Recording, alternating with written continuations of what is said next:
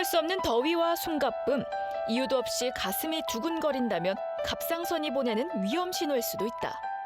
다리가 후들후들 떨려가지고 걷지도 못하겠고 한 발도 못 걷겠고 숨도 차고.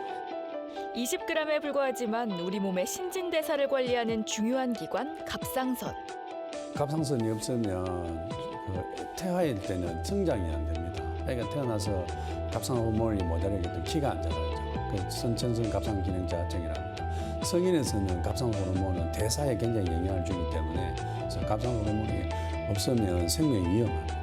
해마다 늘고 있는 갑상선 환자, 당신도 예외일 수는 없다. 남성 발병률의 5배, 특히 여성이라면 각별한 주의가 필요하다. 자꾸 피곤하고 기운이 없고 우울해지고 골문광기 때문에 그런 우울해지고 자꾸 시기가 치료받아서 너무 그것도 모르고 나중에 알고 보니 이것 때문에 그랬다고 그러더라고. 갑상선 질환을 방치하면 안구 돌출증, 부정맥, 심근경색, 뇌출혈 같은 심혈관 질환으로도 이어져 어느 날 갑자기 돌연살 수도 있다. 우리나라 암 발생률 1위, 재발이 적고 느리게 진행된다고 해서 착한 암이라고도 불리는 갑상선암. 암이라는 거는 착한 건 없습니다. 조금 덜 나쁠 뿐이죠. 유두암이나 역부암이 역경성암이 돼버리면 그거는 이제 뭐 손을 쓸 수 없는 상황이 되는 그런 상황이 되기 때문에 암이 뭐 확률적으로 95%는 괜찮아서 뭐 착한 암이다 이렇게 얘기하지만 1%라도 내가 걸리면 나는 100%잖아요. 그죠? 많아도 문제, 적어도 문제, 갑상선 호르몬. 지금 당신의 갑상선이 위험하다. 활기찬 아침 맞이하셨습니까? 건강을 지키는 약속 TV 닥터입니다. 어느덧 실록의 계절 6월이 찾아왔습니다. 정말로 밖에 나가보니까 녹음이 짙어졌더라고요. 이 녹음에 맞춰서 꽃도 많이 만발했던데 이 꽃이 피면 나비가 모이기 마련이죠. 그런데 곽동원 선생님, 네. 우리 몸에 나비가 있다던데 이게 무슨 얘기인가요? 나비가 어디 있어요? 나비가 팔랑팔랑. 아, 여기 있습니다. 여기. 여러분 보이시죠? 제 나비 넥타이. 이 나비 넥타이 있는 위치 안쪽으로 나비 넥타이와 똑같이 생긴 갑상선이 있습니다. 근데 어떤 어머님들께서는 또 저한테 와서 이렇게 말씀을 하세요. 내가 갑상선이 있어서 약을 먹어요. 이렇게 말씀을 하십니다. 여러분, 갑상선은 저도 있습니다. 여러분들도 다 있으시고요. 갑상선은 질환 이름이 아니고 우리 몸에서 아주 중요한 역할을 하는 장기의 이름이죠. 네, 잘 모르는 분들 많이 계시죠? 그래서 오늘 이 시간을 통해 자세히 갑상선에 대해 알아보려고 합니다. 그런데요, 이 갑상선 질환이 당뇨병이랑 고혈압 환자만큼 굉장히 많다고 합니다. 신국민병이라 불릴 정도라고 하거든요. 그래서 오늘 이 시간을 통해서 갑상선 질환에 대해 정확히 알아보도록 하겠습니다. 고신대학교 보건병원 내분비내과 최영식 교수님 자리하셨습니다. 어서 오십시오. 어서 오세요. 반갑습니다. 네. 네. 앞서 곽동원 선생님도 말씀해 주신 것처럼 많은 분들이 이제 갑상선에 문제가 생겼는데 나는 갑상선이 있다 이렇게 말씀하시는 분들이 많이 계시더라고요. 일단 갑상선이 뭔지 좀 정확히 알아봐야 될 것 같아요. 어떤 역할을 하는 기관인가요? 네, 선생님처럼 예. 어떻게 오셨냐 하면 저 갑상선이 있어 왔다 이런 네. 환자분에게 혹시 안과에 가서 눈이 있어 왔다 이렇게 하시나요? 이렇게 이야기를 하죠. 그래서 갑상선은 우리 몸에 이제 아담의 사과라고 이야기하는 네. 튀어나온 거 여기. 거기 아래쪽에 네. 네. 양쪽으로 엄지손가락만 합니다. 이렇게 딱 자체하고 있는데 크기가 요 정도 되고 무게가 한 20g 정도 네. 됩니다. 이게 서양에서 갑옷 모양으로 생겼다 해서 갑상선이라고 아, 하죠. 그렇군요. 이 갑상선은 예. 갑상선 호르몬을 만드는데요. 갑상선 호르몬 기능을 보면 이제 우리 몸에서 신진대사를 촉진하게 되죠. 네. 그래서 네. 신진대사를 통해서 에너지를 공급하게 되고 예. 성장이 굉장히 중요합니다. 그래서 갑상선 호르몬이 없게 되면 키가 크지를 않죠. 네. 그리고 뇌 발달에도 굉장히 중요합니다. 그래서 그래요? 네. 갑상선 호르몬이 없을 때 예. 태어나면 IQ가 한 7 정도 부족하게 됩니다. 그리고 체온 조절에 굉장히 중요한 역할을 하고 체온 조절을 하기 때문에 또 대사와 관계해서 체중에도 조절이 굉장히 중요한 역할을 하는 네. 20g이면 굉장히 작잖아요. 작은데도 일은 굉장히 많이 하는 거죠. 네. 뭐 에너지도 만들고 체온 조절도 하고 뼈 성장, 그다음에 IQ까지 지금 좌우를 한다는 얘기니까 굉장히 중요한 호르몬인데 이렇게 중요한 호르몬이면 그냥 많으면 좋고 적으면 나쁜 거 아닐까 이렇게 생각을 할 수 있는데 많아도 병이 되고 적어도 병이 된다는 얘기인 거죠. 네. 우리 몸의 모든 호르몬이라든지 예. 여러 가지 중요한 물질들은 이제 아주 정교하게 이제 조절됩니다. 네. 항상성이라고 예, 이야기하죠. 갑상선 호르몬도 워낙 중요하기 때문에 네. 많아도 문제고 적어도 문제죠. 네. 그래서 우리 몸에 이제 내하수체라고 있습니다. 갑상선 자극 호르몬이 나와서 갑상선에 갑상 호르몬을 만들게 되죠. 예. 네. 그래서 이 호르몬이 많이 나오게 되면 항진증이고 네. 이게 적게 나오게 되면 저하증인데 네. 갑상 기능 저하증은 이제 TSH라는 것이 막 나와서 예. 갑상 호르몬을 막 분비하게 합니다. 예. 네. 그래서 갑상선이 막 커지죠. 예. 네. 근데 갑상 기능 항진증은 이제 갑상 자극 호르몬이 많이 나오는 것이 아니고 갑상 예. 자극 호르몬을 이렇게 예. 사칭하는 물질이 사칭하는 네. 사기꾼들이 나와서. 네네. 이 가구에서 나와서 갑상선 자극 호르몬이 이제 분비되는 줄 알고 예. 막 일을 하는 거죠. 속는구나. 네. 그래서 갑상선은 커지고 예. 갑상 호르몬 많이 나오게 되는 이런 거죠. 이런. 갑상선 호르몬의 많고 적음에 따라 지금 항진증이랑 저하증이라고 지금 구분을 해서 말씀을 해주셨는데 이렇게 구분을 해주신 만큼 이 나타나는 양상도 다를 것 같아요. 어떤가요? 갑상선 호르몬이 앞에서 체온 조절 이야기했듯이 네. 이 온도에 가장 관계 있습니다. 그래서 예. 우리 흔히 이제 냉난방 시스템이라고 생각이 되거든요. 네네. 그래서 갑상 기능 항진증은 난방이라고 생각하시면 됩니다. 예, 예. 그래서 겨울에 예. 모든 사람들이 막 추위를 막 떨고 있는데 네. 본인 혼자 덥죠. 그리고 찜질방에 이제 들어가 있는 것처럼. 그렇죠. 그리고 100m 달리기 하는 것과 같습니다. 예. 그래서 네. 심장이 계속 두근거리기 뛰고, 때문에 네. 땀이 나고 예. 심장이 계속 뛰니까 이제 체중도 빠지고 예. 설사도 하게 되고 음. 이것이 갑상 기능 항진증입니다. 예. 가만히 있어도 그렇다는 네, 말씀이신 그렇죠. 거예요? 그래서 오. 짜증을 많이 내죠. 환자분들이 외래 기다리다가 네. 막 기다리다 버럭버럭. 짜증이 막 나서 신경질을 내고 간호사와 싸우고. 예. 근데 반면에 갑상 기능 저하증은 이제 예. 냉방이라고 생각하시면 됩니다. 아. 여름에 다 더운데 네. 본인 혼자 이불을 덮고 있죠. 와. 가장 먼저 나타나는 증상은 이제 팔이 저려요. 절이다. 그리고 이제 변비도 오고 예. 춥고 예. 살이 찌고. 예. 그래서 이제 갑상 기능 항진증은 먹어도 살이 빠지는데 갑상선 기능 저하증은 예. 물만 마셔도 살이 찌죠. 예. 네, 대사가 줄어들기 때문에. 예. 증상은 이렇게 거의 반대인데 네. 그 두 경우 다 이렇게 목은 더 커집니까? 커지죠. 네. 아. 하나는 갑상선이 일을 안 하니까 예. 갑상 자극 호르몬이 나와서 갑상선을 일을 시키는 게 저하증이고요. 예. 예. 갑상선 기능 항진증은 갑상선 자극 호르몬은 안 나오는데 예. 그 사칭하는 물질이 예. 갑상선을 자극을 시키니까 예. 갑상선이 이제 예. 커지는 둘 다 커지는군요. 둘 다 커지는 아. 진짜 우리 몸의 균형이 깨지는 거네요. 그래서 그렇죠. 오작동을 하고 있다는 생각이 드는데 네. 그래서인지 많은 분들이 굉장히 피곤하다고 하시더라고요. 그렇죠. 이제 기능 항진은 난방이 너무 돼서 피곤한 거고 네. 기능 저하는 냉방이 너무 돼서 피곤한 건 거죠.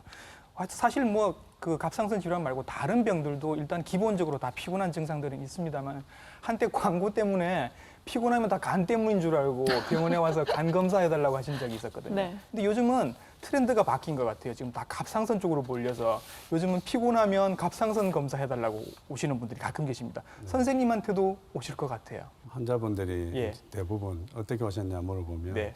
아, 피곤합니다.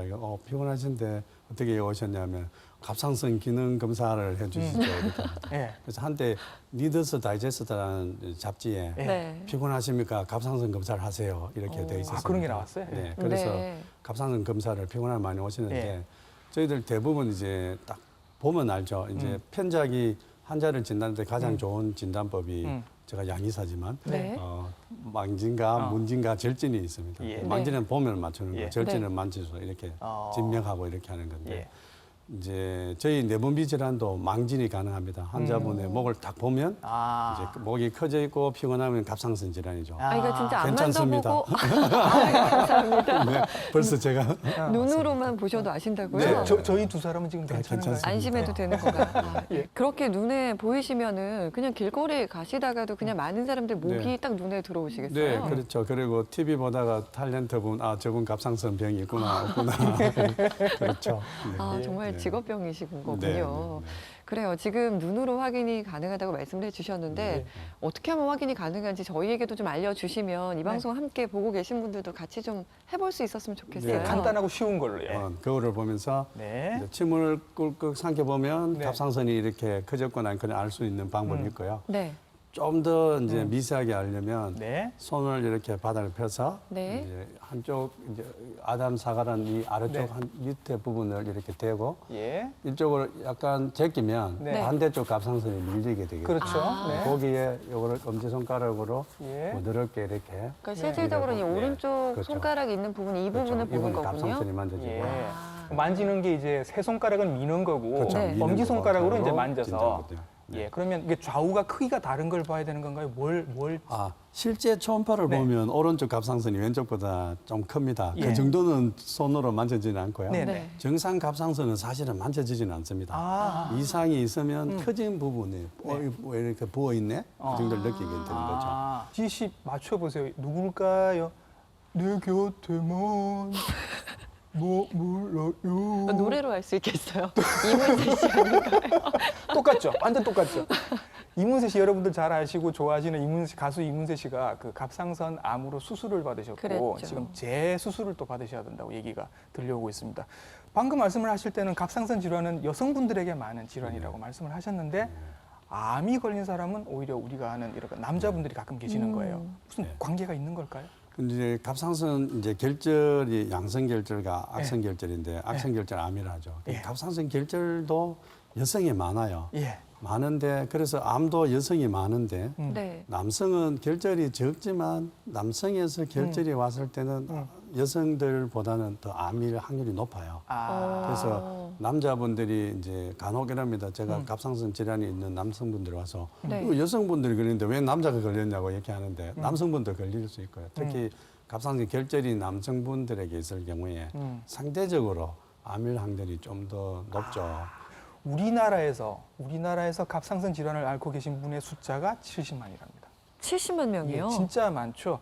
4년 사이에 불과 4년 사이에 10만 명이 늘어서 네. 매년 6.8%씩 계속 증가를 하고 있답니다.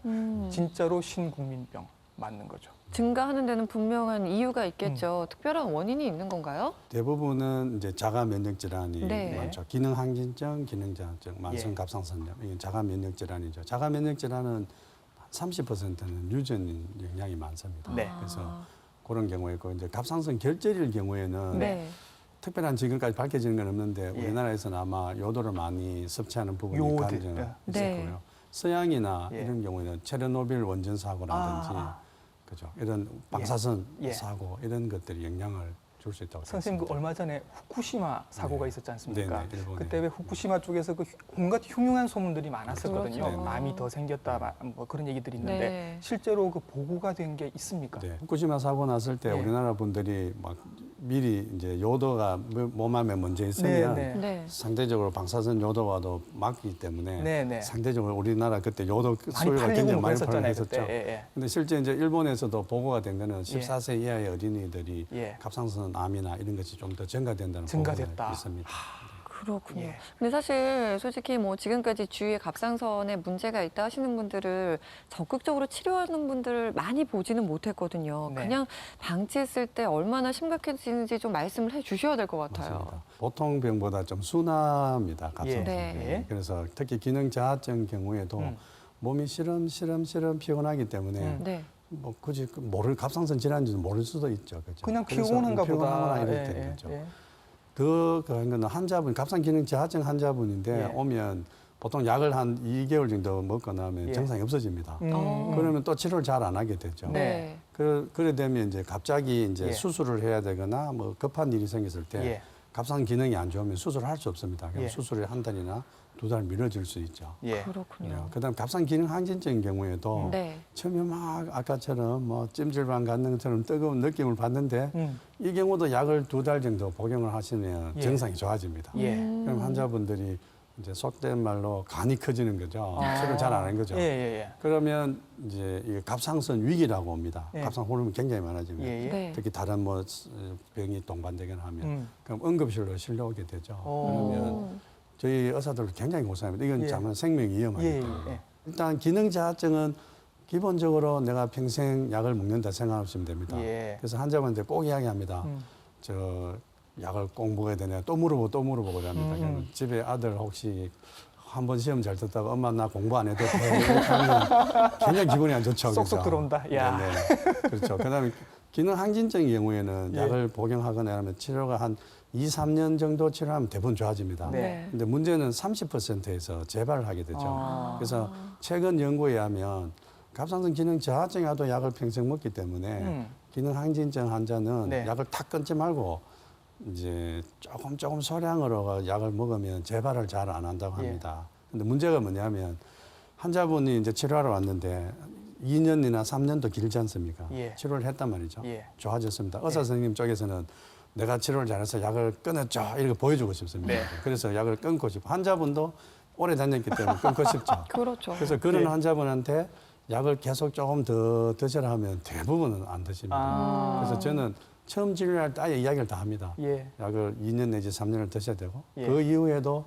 조금 드시는 것이 좋다고 미리 이야기를 해줬죠. 네. 오래 약을 드신다고 하니까 또 살짝 걱정이 되는 게 약값도 조금 걱정이 돼서 네. 약값이 비싸거나 그러진 않나요? 흔히 이제 우리가 약값이 뭐 굉장히 중요하죠. 네. 근데 갑상선 기능 저하증이나 갑상선 기능 항진증 질환의 약제는 예. 너무나 국민 건강에 중요하기 때문에 그렇죠. 국가에서 네. 이 약값을 굉장히 엄격하게 관리합니다. 그래서 예. 갑상선 기능 저하증 질환의 호르몬은 한 알에 좀 70원, 뭐 50원 이렇게밖에 하지 그래요? 않습니다. 그래서 예. 한 달 약값이 예. 2만 원을 넘지 그거밖에 안 않습니다. 들어요? 네.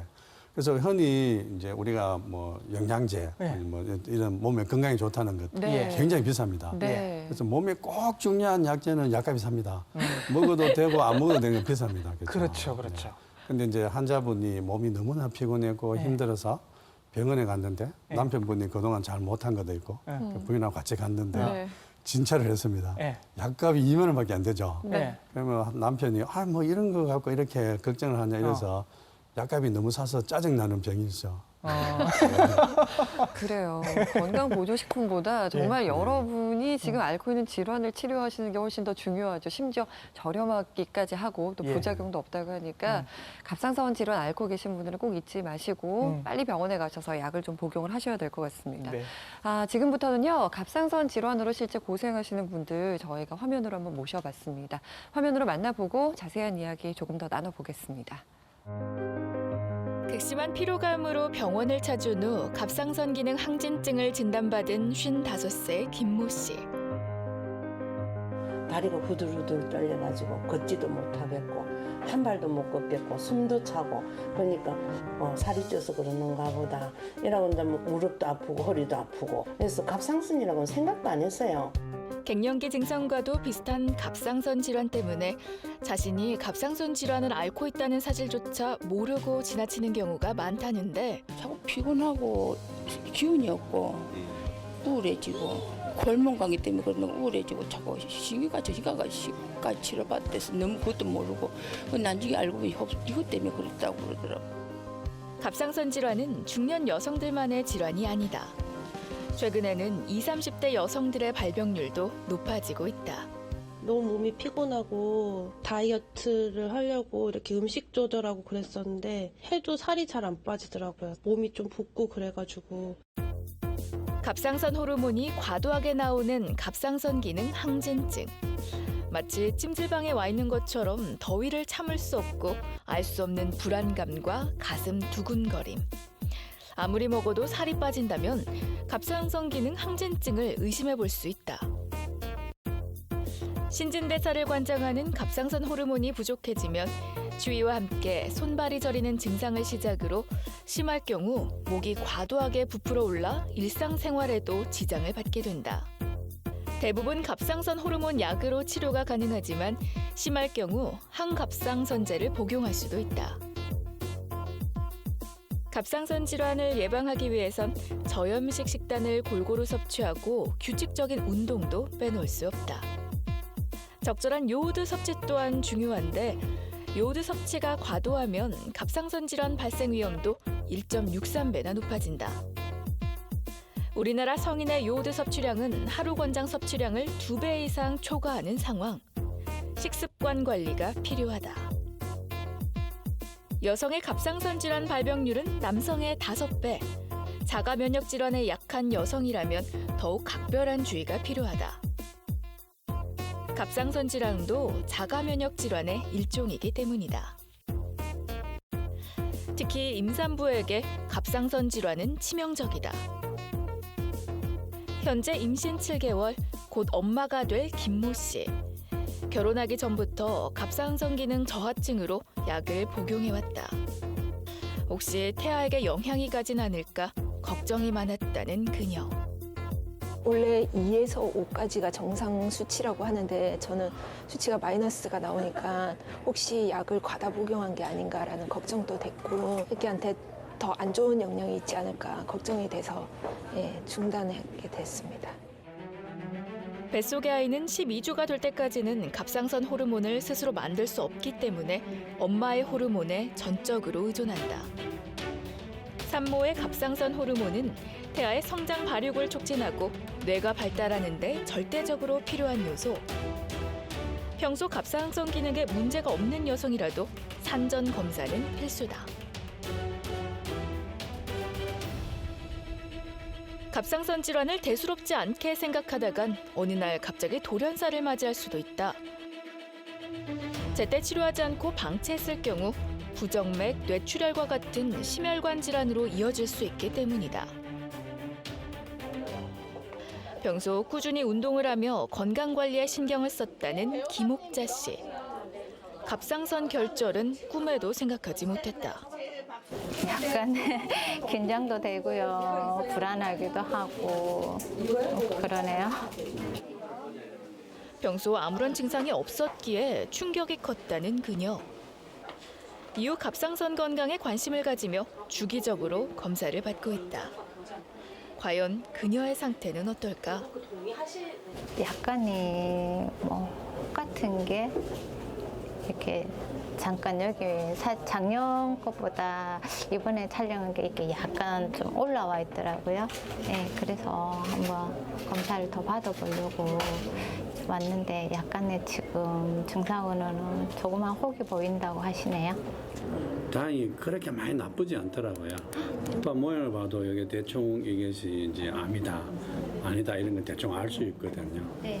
우리가 초음파를 보면 이것이 이제 괜찮네, 애매하네, 지켜보면 돼요. 그럼 이번에 검사해서 괜찮으면 걱정과 달리 김옥자 씨는 악성이 아닌 양성 결절. 갑자기 커질 수 있어요. 걱정이 많았던 김옥자 씨. 다행히 별다른 치료 없이 상태를 지켜보기로 했다. 여성의 발병률이 높긴 하지만 남성들도 갑상선 질환에서 안심할 수는 없다. 최근에는 남성 발병률도 점차 증가하고 있다. 어느 날 갑자기 갑상선 암 진단을 받은 34살 문정욱 씨. 만성 피로를 대수롭지 않게 생각한 것이 화근이었다. 특히 여성들만의 병이라고 생각했기에 더욱 충격적이었다. 흔히 갑상선 암이라고 하면 보통 여성분들한테 많이 일어나는 암이라고 들었지 남자가 갑상선 암이 걸릴 거라고 생각도 못했었죠.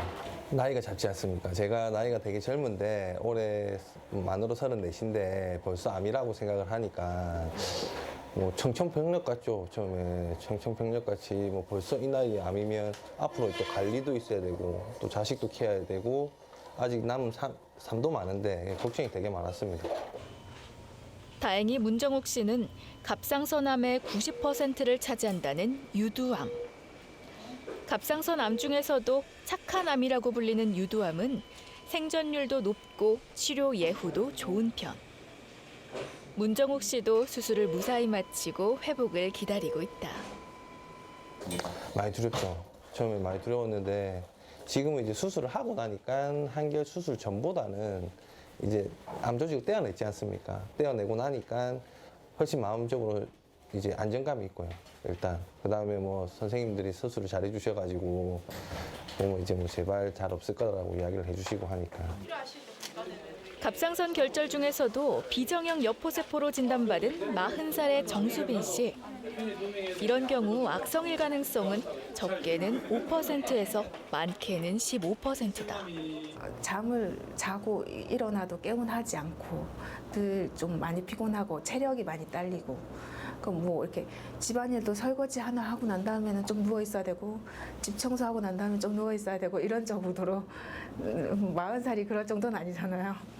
그래서 갑상선 암에 걸린 대부분의 사람들이 그렇듯 정수빈 씨도 만성 피로일 거라 생각했다. 우연히 받게 된 국가 건강 검진을 통해 비교적 빨리 발견하게 돼 다행이지만 생존율이 높고 예후가 좋다는 유두암이 아니어서 마음고생도 많았다. 재침 검사했는데 비정형으로 나와가지고 선생님이 다시 조직 검사를 해보시자고 하시더라고요. 갑상선암도 저 같은 경우는 이게 낭종이 혹인 사람이 95%잖아요. 저는 5%에 속하는 거잖아요. 그렇게 해서 발견하고, 그러니까 암이 뭐 확률적으로 95%는 괜찮아서 뭐 착한 암이다 이렇게 얘기하지만 1%라도 내가 걸리면 나는 100%잖아요, 그죠? 그래서 갑상선 질환, 이제 그 누구도 안전할 수 없다. 일단 뭐 나이랑 상관이 없다고 하니까 뭐 유전적으로 갑상선 질환에 걸릴 수 있는 그런 유전 인자를 받았다는 이런 거는 어떻게 해결할 수가 없지만 그렇죠. 저희가 좀 해결할 수 있는 방법이 있었으면 좋겠어요. 생활 속에서. 앞서 요오드를 언급을 해 주셨는데 요오드를 많이 먹으면 굉장히 안 좋은가 봐요. 그 요도는 이제 미량 원소라고 합니다. 우리 몸에 굉장히 작게 되는 원소죠. 예. 근데 그 미량 원소인데 대부분은 갑상선 호르몬을 만드는 원료로 쓰게 됩니다. 네. 네. 그래서 이제 요도가 굉장히 중요한데 저기 이제 사막 지역이라든지 중동 아시아 이런 네. 데 요도가 많이 부족한 국가에는 예. 요도 부족으로 선천적 갑상선 종이라서 갑상선이 일단 막 커진 게 많죠. 아, 부족해서. 그렇겠죠. 예. 근데 우리나라는 조상들이 굉장히 지혜로우셔서 많이 드셨잖아요, 이제 옛날부터. 요도를 다시마, 미역, 김 이런 걸 많이 네. 복용하게 했고 네. 그 질환이 이제 거의 없죠. 우리나라, 일본이 주로 이제 요도를 많이 섭취하는 예. 나라고 요도가 풍부한 국가죠. 예. 네. 반면 우리나라는 이제 요도를 너무 많이 먹어서 문제죠. 그리고 특히 아기 놓고 나면 산모분들 미역국 엄청 먹죠. 그렇죠. 그렇죠. 그래서 호주에서 이런 일이 있었습니다. 아기가 신생아가 갑상선 기능 저하증이 있어서 네. 이거 왜 이래 왔지? 보니까 엄마가 미역 한국인이었고 미역을 엄청 많이 먹었다는 거죠. 예. 많이 먹은 미역이 모유를 통해서 네. 애한테 영향을 줘서 이제 갑상 기능 저하증이 왔고 그래요? 반대도 있습니다. 호주의 신문에 나왔습니다. 네. 한국 애들이 머리가 너무 좋다. 예. 왜 머리가 이렇게 좋은가? 음. 호주는 이제 요도가 많이 부족하면서 사막도 많고 땅도 넓지 않습니까? 예. 그래서 호주는 요도 부족으로 IQ가 7 정도 모자라기 때문에 예. 그렇죠. 그래서 한국 애들은 우리가 머리 좋은 이유는 적절하게 요도를 요오드 섭취했기 덕분이다. 때문에 그렇다. 아니, 그럼 그 적정한 비중이 어느 정도예요? 책에서 일반적 교과서적으로는 네. 150 마이크로그램 되는데 예. 그게 뭐 눈에 오지 않지 않습니까? 네네. 보통 한 김은 한 4-5장 정도, 네. 네. 다시마 한두 장 정도 됩니다. 예. 이 다시마는 요도가 굉장히 많습니다. 예. 간혹 다시마를 한우로 만들어서 막 복용하는 분들이 있는데 네, 네. 다른 건강에 좋을 수 있습니다. 예. 장이나 뭐 이런 데 예, 파이버이기 때문에. 그렇지만 갑상선 쪽에서 볼 때는 다시마를 많이 복용하는 거는 좀 안 좋습니다. 너무 많은 양이 네. 들어올 수도 있겠군요. 정말 과유불급이군요. 예. 그 다시마는 뭐 환뿐만 아니라 그냥 네. 간식으로 이렇게 드시는 많이 분들, 드세요, 많이 젤리용으로 드세요. 네, 네, 고형으로 된 것들도 많이 있는데 네. 여러분 이 갑상선 질환을 예방하기 위해서는 이 점도 좀 참고를 하셔야 될 것 같습니다. 근데 앞서 이 갑상선 질환 환자들에게 나타나는 그 현상 중에 하나로 안구 돌출을 언급을 해주셨거든요. 왜 안구 돌출 현상이 나타나나요? 우리 눈은 네. 안구가 있고 눈을 움직이게 하는 근육이 있습니다. 네. 외안근이라고 예, 있죠. 네. 이렇게 저렇게 볼 수 있죠. 이 예. 안구와 외안근이 음. 뼈에 둘러싸여 있습니다. 단단한 뼈에 둘러서 왜 눈이 굉장히 중요하기 때문에 보호를 네. 해야 되기 때문에 예. 그렇죠. 근데 그 갑상선 아까 이제 자극하는 사칭하던 그 물질 네. 얘가 갑상선 이 눈을 움직이는 이 안구 근육에 예. 붙게 됩니다. 예. 그러면 안구 근육이 부풀어지죠. 그렇죠. 뼈는 단단하게 둘러싸여 있는 안구가 근육에 부풀어지니까 앞으로 튀어나오게 되죠. 아. 그래서 안구 돌출증이 오는데 예. 네. 누구한테 잘 오느냐면 흡연을 하는 환자분한테 잘 옵니다. 그리고 흡연이 직접 흡연뿐만 아니라 간접 흡연에도 영향을 받습니다. 그래서 이 안구 돌출증 치료에 예. 가장 중요한 것은 일단 첫째는 갑상선을 치료하는 거고 네. 둘째가 뭐냐면 가장 중요한 1번 담배. 금연하라고 되어 있습니다. 야, 또 그렇군요. 예, 담배 피우시는 분들 진짜 눈 튀어나올 얘기입니다, 여러분. 담배 끊으셔야 되고요. 그러니까 이게 단순히 미관상 보기 안 좋은 것뿐만 아니라 네. 정말 각종 눈에 관련된 안 좋은 네. 질환이 또 생길 수가 네. 있는 네. 거군요. 제일 걱정됐던 부분 중에 하나가 임신하신 분이었거든요. 예. 사실 임신하면서 물론 요새는 이제 산전 검사를 많이들 한다고 하시지만 네. 안 하시는 분들도 굉장히 많이 계시거든요.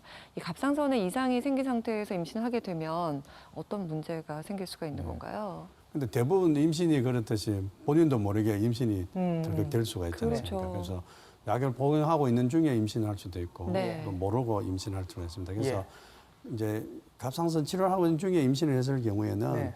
그냥 약제 중에 이제 메치마조린과 이제 안티로이드라는 약이 있습니다. 그런 예. 거는 의사 선생님도 조절해 줄 겁니다. 예. 그래서 약을 그냥 복용하시면 갑상선 기능 항진증은 이제 약만 복용하시면 좋아지고 네. 특히 또 이제 면역 기능이 좋아져서 임신 말기가 되면 네. 너무 좋아져서 약을 안 복용해도 됩니다. 예. 그래서 약을 드시면 되고 예. 갑상선 기능 저하증인 경우에도 약을 잘 드셔야죠. 예. 약을 안 드시면 애기 IQ도 떨어지고 임신이 예. 중간에 유산이 될 수도 있습니다. 예.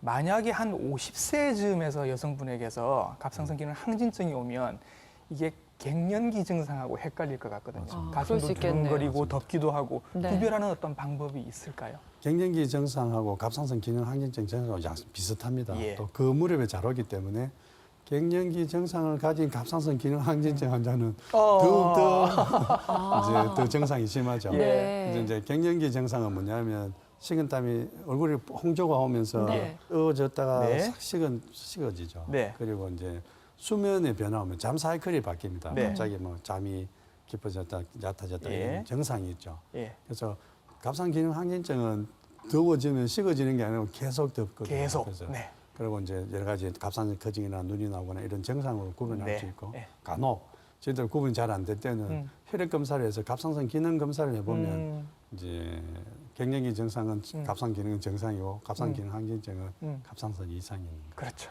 그런데 이렇게 갑상선에 문제가 생긴 것 같아서 진단을 받으러 갔는데 이게 호르몬 문제가 아니라 앞서 말씀해 주신 어떤 결절이라든지 종양이 생겼을 때는 굉장히 겁이 날 것 같거든요. 맞습니다. 이게 호르몬에 문제가 생겨서 결절로 이어지는 건가요? 아니면 그거는 또 다른 건가요? 네, 다른 부분이고요. 왜냐 결절이 있을 때 호르몬을 만드는 결절에 의해서 결절에서 항진증이 올 수는 있습니다. 그래서 네. 호르몬 때문에 이제 종양이 생기는 건 아니고요. 아, 그렇군요. 그럼 그 종양은 왜 생기는 거예요? 많은 분들이 네. 처음 제일 먼저 진단은 제 결절이 암인가요? 아닌가요? 이런 문제 그렇죠. 물어봅니다. 진료할 예. 때. 네. 그래서 제가 진단하고 나는데 암이 아닙니다. 걱정하지 마십시오 하면 꼭 물어보는 것이 금방 질문하신 겁니다. 이거 왜 생겼죠? 이렇게 그렇죠. 묻습니다. 저도 잘 모릅니다. 이렇게 이야기를 합니다. 실제 잘 모르는 걸로 되어 있죠. 원인이 없다는 게 참 답답하네요, 선생님. 우리나라 암 발생률 1위 저는 위암인 줄 알았는데요. 네. 예, 갑상선암으로 지금 나와 있습니다. 그래요. 전체 암 중에 19% 정도고요. 그런데 그 아까도 여러 번 얘기가 나왔는데 갑상선암이 착한 암이다라는 얘기가 나오지 않았습니까? 네네. 그래도 암인데 암이 착할 수가 있나라는 생각이 들어요. 갑상선암이 천천히 자라고 예. 이제 예후가 아주 좋죠. 그래서 순한 암이라 하기도 하고 착한 암이라 하기도 하고 일부에서 기도하기를 이왕 암이 걸릴 것 때문에 갑상선암을 걸리게 해달라는 그런 굳이 그렇다면. 그 사진도 이렇게 네. 본 적이 있습니다. 국립암센터에서 네. 조사를 네. 했는데 예. 5년 생존율을 많이 따집니다. 암은 네, 네. 이암, 그렇죠. 간암 이렇게. 갑상선은 5년 생존율이 100%를 넘었습니다. 예. 수술하면 아무도 안 죽는다는 거죠. 그래서 이렇게 순한 암을 굳이 수술할 필요가 있겠느냐 이래서 네. 가행 진료에 대한 논란이 많았는데요. 네. 갑상선 암은 실제는 10년 생존율, 20년 생존율을 따지거든요. 그래서 제가 가끔 걱정되는 것 있죠. 왜냐하면 보통 간암이면 요즘은 오래 살지만 한때는 6개월밖에 살지 않기 때문에 네. 내가 어떤 치료를 해서 간암을 2년 살겠다. 획기적인 치료죠. 예. 네. 근데 제가 갑상선 환자분을 31년 살게 했다. 아무런 의미가 없죠. 기본 30년 사니까 그죠. 그리고 많은 분들이 갑상선 암 수술 안 해도 된다 하지만 네. 수술 안 하는 것이 아니고 천천히 해도 되는 거고요. 네. 그다음에 위치가 중요합니다. 이게 갑상선 암이 작더라도 여기 기관지 옆에 있거나 네. 혈관 옆에 있을 경우에는 네. 굉장히 위험합니다. 그래서 이제 이 방송을 보시는 환자분들 중에 갑상선 암 걸리면 요즘 갑상선 암이 진단받고 난 환자분이 꼭 제게 물어보거든요.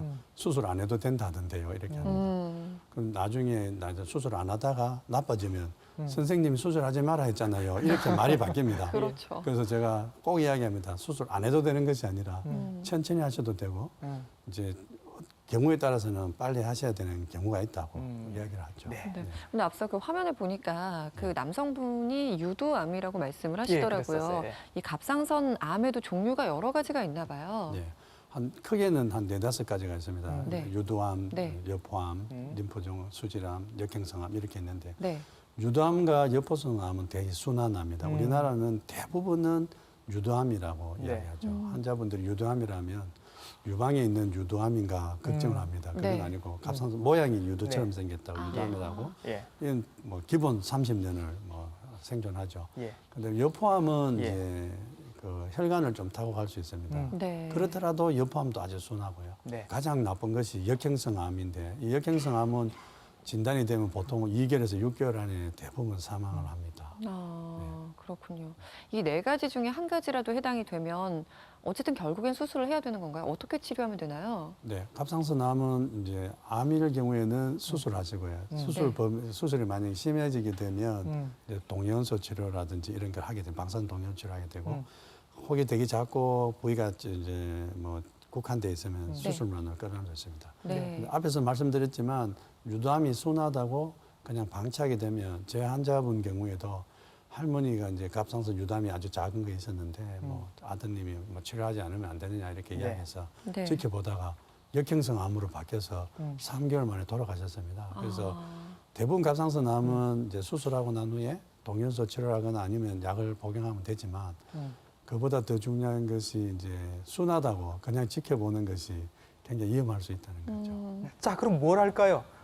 몸에 좋은 거 챙겨 드시는 것부터 시작을 하셔야죠. 오늘은 암 예방에 좋은 건강식 만드는 법 소개해 드리겠습니다. 닥터의 밥상에서 함께 확인해 보시죠.